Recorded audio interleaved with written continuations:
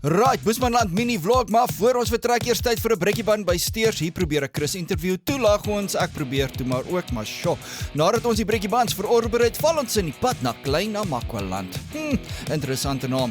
Kyk die windmeel! Ons ry deur 'n plek met die naam Kliprand, want daar's klip en rand. Ek probeer 'n cinematic ding en hier klaar ek oor hoe ver ons nog moet ry. Chris stem saam met my, ons arriveer by Koffiemeel waar ons 'n vuurtjie aansteek en luister hoe Armand Steenkamp ons vermaak. Volgende oggend is ons op en gesels met Jan Gunn oor sy cool cowboy boots. Chris toets die drone uit en Armand sê dit klink soos 'n motormasjien.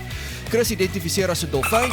Net voordat die opstel begin waar ons die band eerste gaan afneem.